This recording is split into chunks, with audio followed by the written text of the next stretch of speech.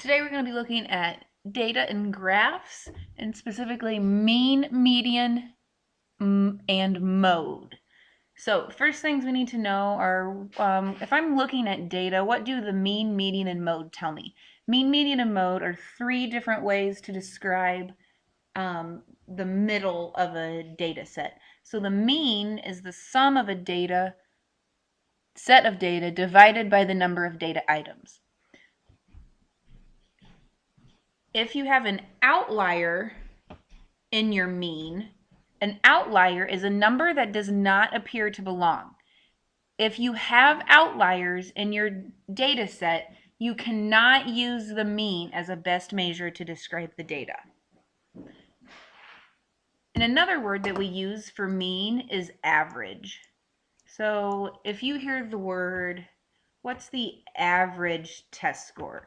That means, what is the mean? The mean is our math way of saying average. The median is the middle number in a set of data. And we'll have two different rules to follow depending on if we have an odd number or an even number in our data set of how we find the median. And the mode is the number that occurs the most often. So if you look here in this example, this is how we find the median and the mode. So the median is the middle number. So if I start crossing off numbers, I can see cross one off on the left, cross it off on the right, cross it off on the left, cross it off on the right, left, right, and I end up with one middle number. So this is the median. Notice this is what happens if I have an odd number in my data set. We'll also do some examples when we have an even number in our data set. If we have an even number, we're going to find a mini-mean. And then the mode is the number that we can see happens most often. So let's take a look at some examples. And here's the question we have. We're going to find the median and the mean here. So 6 students in Mr. Adams's class were asked how many minutes it takes them to get to school in the morning. Here's what they answered. So one person said 12 minutes, another person said 3 minutes, 4 minutes, 12 minutes, 12 minutes, and 4 minutes. So we're going to find the average travel times for the students. Excuse me. So the very first thing I'm going to do is I'm always going to order these from least to greatest. That'll save me a lot of trouble in the end. So I've got 3, 4, 4, 12, 12, 12. 12, 12, 12, 1. And then I double check that I have all of the correct numbers written in. So 1, 2, 3, 4, 5, 6, and I had 6 students. So to find the mean, we are going to take all of these numbers and we're going to add them. So I'm going to cheat here. So 1, 2, 3, 4, 5, 6. So I add up all of my numbers and then I'm going to divide by the number that there are. So there's 6 numbers. So I'm going to add all these up and then divide by 6. So I'm going to have 12 times 3 gives me 36.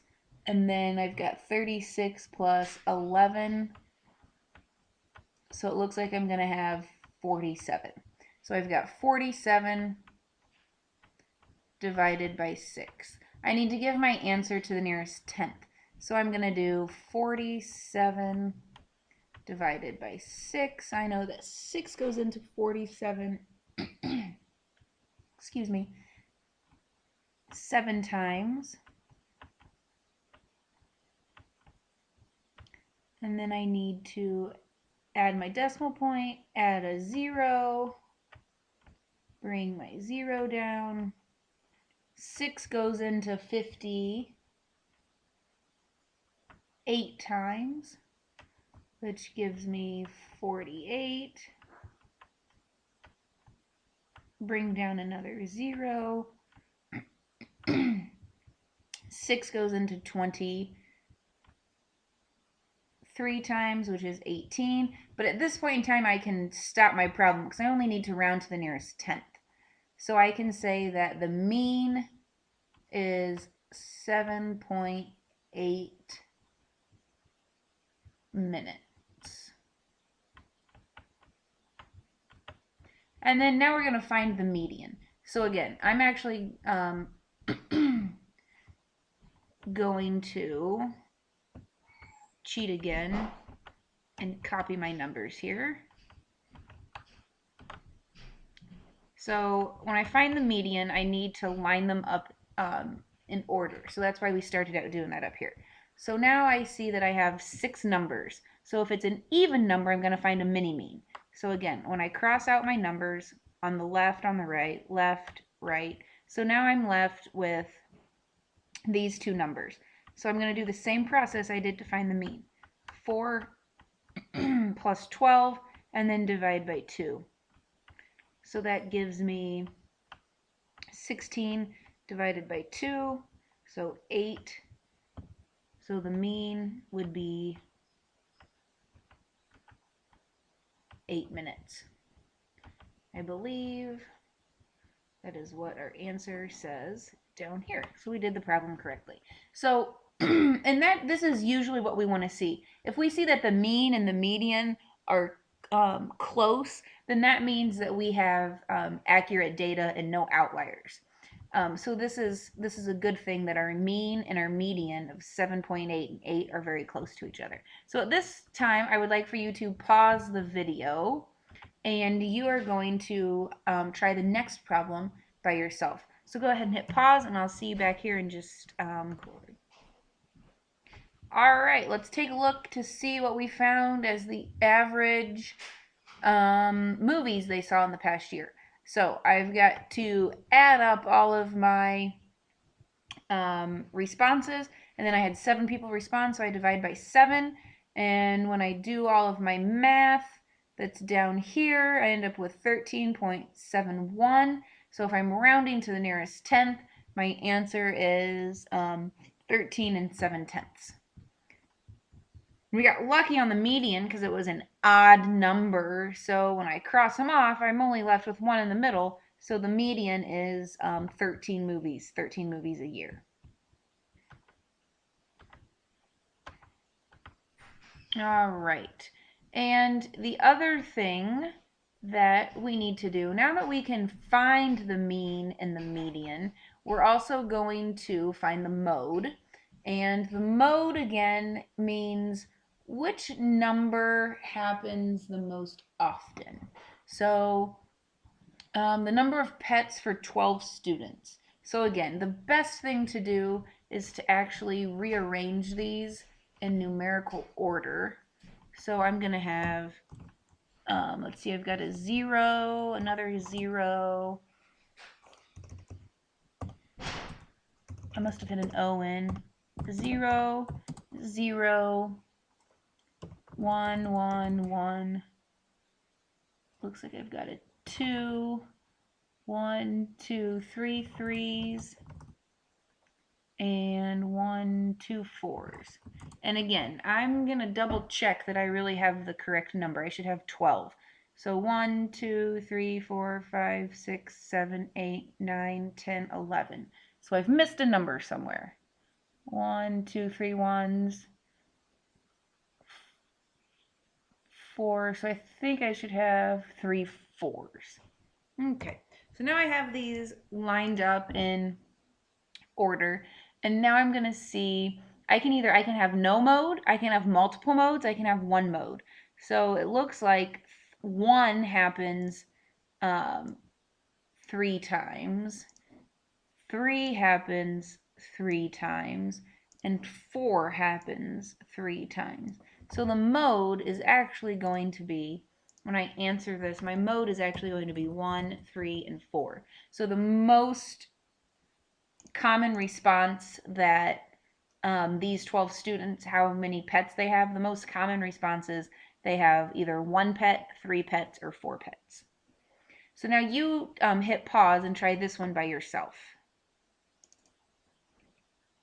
All right, so we should have found the mode here was 7. So again, to answer our question, we would say that the most common number of public libraries in these 13 cities would be there are 7 public libraries. That's the number that happens most often. Okay, so now let's look at some fun stuff here. I know, I just gave you the answer. So now that we know what these different numbers mean, we can choose which one, the mean, the median, or the mode, is going to best describe the data. So in the first question, I have 9 members at a fraternity who have the following test scores. Luckily, they're